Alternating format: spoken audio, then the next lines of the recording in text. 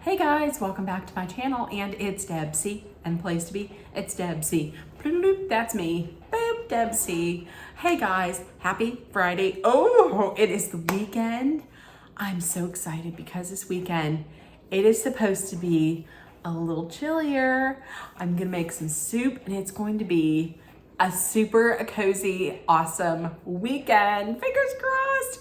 So I hope everybody had a great week. If not a great week, then at least a good week. Last night I watched two reality shows. Actually, I watched 1.5 because I watched all of the Golden Bachelor, and I watched part of Bachelor in Paradise, and I finished Bachelor in Paradise today. That video will come out tomorrow.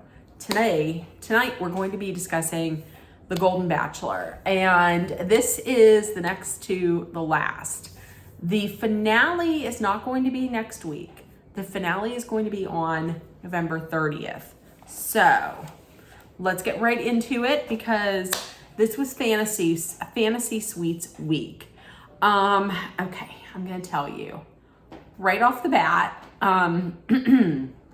Listen, I know people who are of a certain age still get intimate.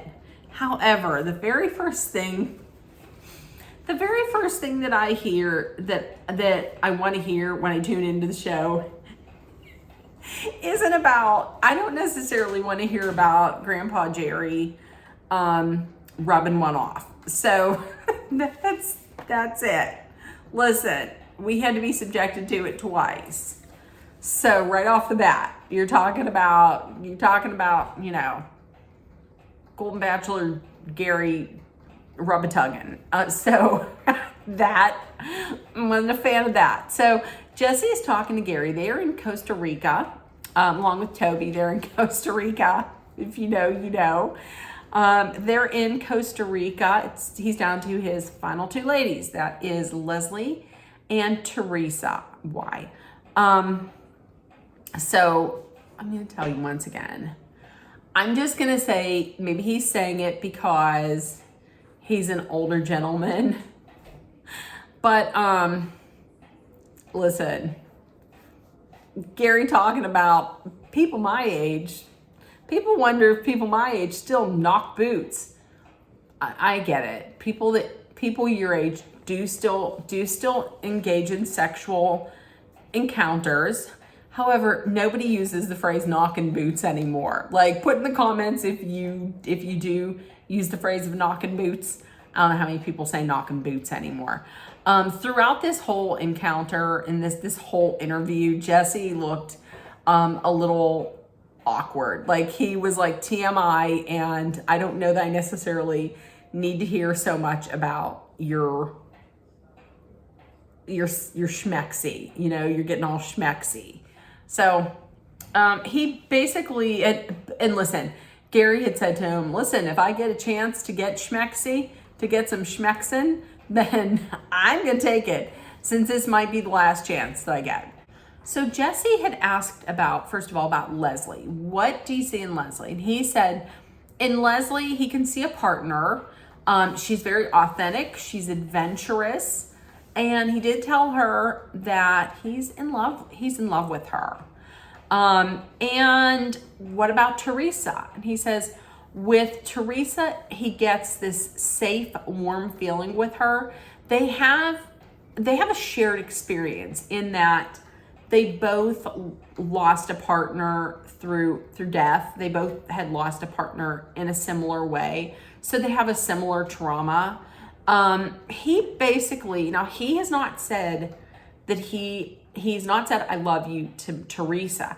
And he said that he might have mistakenly held back saying that he loves her, because he wants to make sure that it's the right moment to say I love you. He doesn't just want to just throw it out there. And Jesse, once again, Jesse was like, I don't know if I can say schmex. on Disney, because remember, this is, I mean, ABC's owned by Disney. They were running like all these like cross promotions and all these ads for the new Disney movie. What's it called? The Wish, I think, or something like that. I should know, because they were running it the entire night through all programming on Bachelor Nation. So he was a little nervous about saying schmaxing on a Disney owned network. But I mean, you have Bachelor in Paradise on afterwards, so schmaxy it is. So we started off, first of all, with Leslie's date. Leslie's day date was rappelling down a cliff to waterfall. Like, they weren't going to rappel down a cliff to like, you know, like a gorgeous setup. They basically rappelled down this cliff so that they could sit in the water. And listen, she had said ahead of time, she said, I'm scared to death to do this. I am scared to death of heights, and I'm scared of falling. Correct. Listen, here's what I think. I really think the producers are like, please, on this form that you're filling out, or clearance, can you please list your all of your like things that you're deathly afraid of, and thank you, please, and thank you. And then they take that and they craft like the perfect Fear Factor inspired date, because she's like, because I could see that you'd be like, I'm afraid of heights, I'm afraid of dying, I'm afraid of spiders, white birthday cakes freak me out, and clowns. So they'd be like, okay, oh, and heights also. So here's what we're gonna do. We're going to have you rappel down the side of the Empire State Building, and while you're doing this, we're gonna make sure that you know that there's a possibility that you die. Also, when you get to the bottom, you're going to be falling into a giant white birthday cake that was baked by clowns and is guarded by clowns. By the way, there's also gonna be clowns like around you floating. Is that cool? And you'd be like, oh, I mean, not really. And they'd be like, but don't you love him? You'd be like, oh shit, I guess I'm gonna have to. You're gonna be right by my side, right? Yes, of course. Okay. So they rappelled down this cliff, and he's like, I will be right beside you.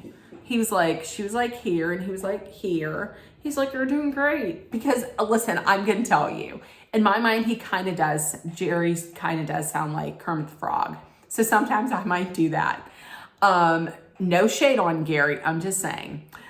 So now listen, they know that she's scared of heights, so they send her down, and like, here's Gary, here she is, and then here's this treacherous waterfall that like is spitting water on her, messing up her hair, and making the rocks like real slippy.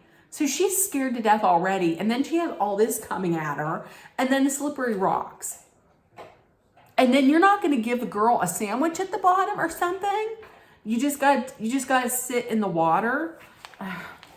Forget that. If they would have been like, if that was me and they would have been like, we're going to have you rappel down and I wouldn't even let them finish it. I'd be like, no, forget it. I'm not going to rappel down nothing. I'm rappelling down nothing.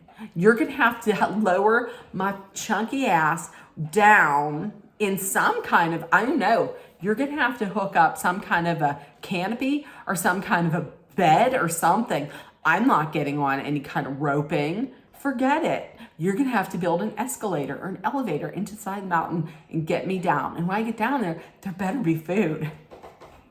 I'm just saying. This has gone off the rails. Okay, so when they got down there, they were basically just talking, and I can't even remember what the heck they were saying, but she was basically saying that she was really scared of heights and all that, but he was there and he made her feel safe, and and like nothing was going to happen to her, and protected. So if he wants adventure, he's going to go with Leslie. At the dinner, he is saying that he wants to make sure that he's not just unbiased towards Leslie, because they both have their rose-colored glasses on. Also, she hasn't asked him any really hard questions in a while, and he wants to make sure she's not giving him a hard or giving him just a pass, an easy pass. So the hard question that she asked, come on. She asked, how long has it been since you had schmecks? That's your question. That is your question. Of the man that you're going to spend the rest of your life with, that's your question. And that's when Gary was like, well, do you mean by myself or with somebody else? No. Once again, listen, this is the Golden Bachelor. This is somebody's grandfather, and this is somebody's father, and this is somebody's grandfather. Do you really want to hear in the future that, you go to school and you're like, hey, your grandpap was on ABC talking about a rub and tug? No, you don't want to hear that. No, boo, I didn't like hearing that. But Gary meant hard questions were questions like, his question was, where do we live? How would our life look? Stuff like that. So she says, she lives in Minneapolis, Minnesota. She says that she doesn't want to permanently leave Minnesota, but they can figure it out. And no matter what happens, she just wants to be with him. And he said, that's exactly the correct answer. We're going to figure this out. And then he had said that, because this is going to be till death do us part. She got a little teary-eyed at this, and this choked her up a little bit. And I can understand this, because for her, she's never had that whole till death do you part. That's always been something that's been foreign to her, because her two marriages ended in divorce. So it was never like a death till we part. It was a divorce. And she had said that every year on her birthday, she says, listen, it's going to be different next year, and I'm going to have someone, and I'm not going to be alone. And then that day comes, and she's still alone.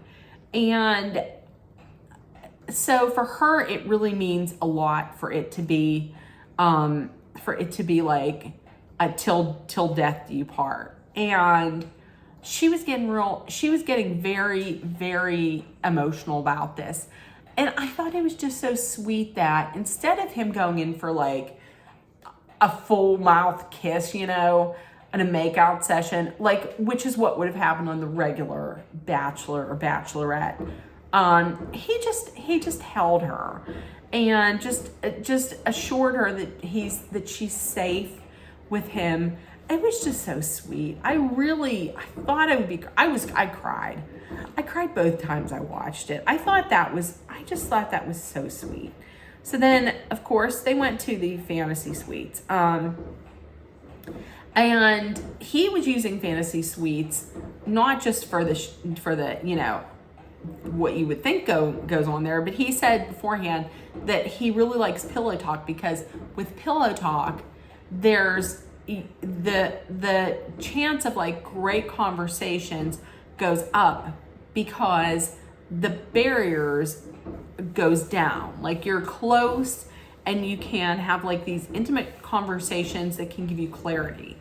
And he says that he got some good advice from Trista, and that was, don't look for the woman that you can live with. Look for the woman that you can't live without. And he said he really thinks that's her. He thinks that she's the one that he can't live without.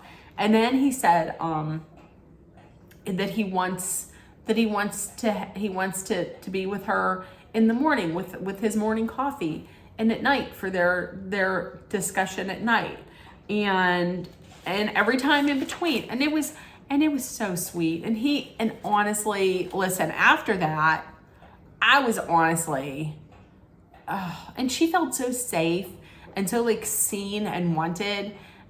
Honestly, I'm gonna tell you what, after watching that, I was like, if he picks Teresa after telling Leslie all of that, I put We Ride at Dawn, because honestly, he looked so totally in love, and like he really looked to me committed to Leslie. Next morning, honestly, Gary's with F-bombs. He's like, people wonder what goes on in the fantasy suite. I'm telling them it's none of their fucking business. Oh, okay. If I choose to take a guy, it's none of your business. Tell me who's saying that better than me in the comments down below. Oh, it's a great song. So now I have that in my head. Okay. Next up was Teresa's date. And listen, I wrote, why do they make these women run and jump? You know the whole thing where they see the guy and they're like, hi, and then they go and they run and then they jump. Why do you make these people do that? I just thought it was, I always think it's so dumb, but especially now. So they go horseback riding. This right here was awkward. This was awkward. They went horseback riding. Remember when he went on his one-on-one date with Leslie and they went ATV riding and he made her go up in front so he could watch her and he could like protect her? There was none of that. He took off. He was in the front. He didn't pay any mind her. Like she was back there. Like Teresa was back there and he was just, and then every once in a while he'd look back like, and she was even saying to him, she was yelling, hey Gary, hey, what are you doing up there? Hey, and nothing. That's not what she said, but nothing. Like he wasn't answering at all. It was boring. He's not talking. And she's getting kind of worried. Maybe he's not talking because he needs to keep control of the horse. Maybe he doesn't know how to handle this. And that's what it was. Gary just didn't know how to handle this because he had like this phenomenal date with Leslie the night before. And then the very next morning he has to get up and he has to change gears and totally be into this date with Teresa. He just didn't know what to do. So they stopped on a bench.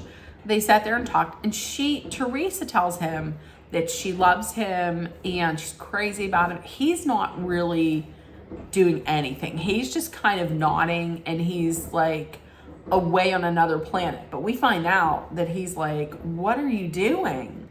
You have this great woman here who's perfect for you. And the only thing he was thinking about was, wonder what Leslie's doing. So he's not really into it. So for the night dinner, he says that between the two of them with Leslie, they're not really moving forward. They're kind of like stuck in their past and they're not exploring any new ground. That needs to change. So he asks her about her career. I'm going to tell you what, this was very interesting. And this right here shows how reality TV edits, or any edits, can really change how a person is perceived. Because before this, I really thought that Teresa was maybe not, I don't want to say not that bright, but really not what she seems to be like after we hear this story. So about her career. So she says she was a homemaker for her, most of her marriage. And then one day she went out, she bought a stock, and then she bought another stock, and she bought another stock, and she became a day trader. Well, her husband had come to her and had said, listen, I'm buying our insurance out of pocket. I need for you to go and get a job so we can get good insurance. So she went, she had gotten her education and she had applied for a job. She beat out younger workers to get this job. And she now has like 7 security licenses. She's 70 and she did this later in life, which is like amazing. I really did not know that Teresa was like this bad financial bitch. I did not know that. I would not have guessed that because that's not her edit that they gave her. And that's a shame. She had said that the reason why she kept working was because she had just never found anyone after her husband that she would want to spend the rest of her life with. But she said that if she ever met that man, that she would quit her job. And her opening up made Gary see her in a different light. And answering these questions gave him a little more clarity because he could see into her life, and he could probably see maybe how he would fit into her life. I think the difference between the two women, I think Leslie is more emotional and Teresa has that logical kind of vibe. You know what I mean? And so it totally, this night, the dinner totally switched it for him. And she had also said, and Gary said this too, that they each talk to their spouses like every day. And that was another thing that might have like kind of tipped the scales a little bit more for her. I think, to be honest with you, I think that he sees more of his wife in maybe Teresa. So the question was, do you want to do the fantasy suites? And listen, Teresa couldn't get there quick enough. She was like, absolutely, yes, sign me up, please, and thank you. So they went to the fantasy suite. When he said, seriously, you're very good at this, I was like, her kids don't want to hear that. So the next day when they were in bed and they were talking, he said that it felt like it's the first day of the rest of his life. And then we find out he didn't say this on camera, but he did tell her that he loves her. And I have written right here. Listen, I'll show you what I have written. That's right. I have, oh fuck's sake, is he picking her? I'm going to say it right now. Listen, the vibe that I got between the two of the morning afters, honestly, this is going to absolutely, this is gonna be heartbreaking if this is true. I think he's going to pick Teresa. I know in the past I was like, he's gonna pick Leslie. I don't think he is. I think he's going to pick Teresa. And I think that's going to be terrible because when I say terrible, I mean terrible for Leslie, because here's the thing. I think that if Teresa wasn't picked, I think she would be in a better headspace than Leslie. That's what I think. Because Teresa is logical. Teresa would fall back on work, whereas Leslie was divorced twice. So it's not like her spouse had left her, because of, natural reasons. I think he's going to pick Teresa. If I had my way, honestly, the final two for me would have been Leslie and wouldn't have been Leslie. It would have been Joan, and it would either have been Joan and Faith, or it would have been Ellen and Faith. But it would have been Faith and someone. Yeah. It probably would have been for me, Ellen and Faith. That's who it would have been.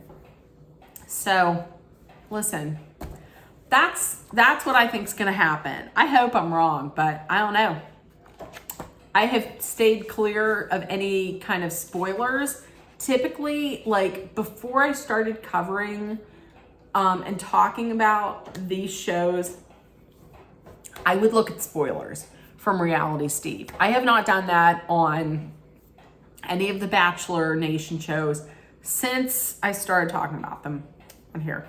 So let me know what you think is going to happen. That's what I think. Now, next week, remember, there's no Golden Bachelor, no finale, but I believe that they are going to be playing the first, second, and third episode of this season.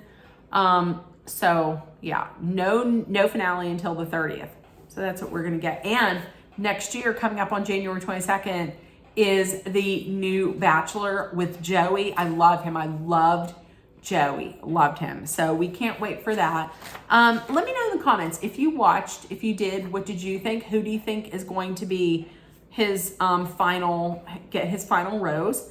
With that being said, I'm going to head off, and if nobody told you yet today, I love you. You are loved, seen, and heard. Oh, what's that with my forehead? Please make sure that you put hope, love, kindness, hope, all that stuff that you normally say. Love, hope, positivity, kindness, understanding, compassion, empathy. Put all that out there in the universe. And please take care of one another. Also, no matter where you're at, listen, please remember two things. Stay aware, stay safe. And I love you guys, and I will see you tomorrow for all kinds of fun with Bachelor in Paradise. Who knows what else? So I will see you guys tomorrow. Bye, guys. Oh, I gotta do this hair. Bye, guys.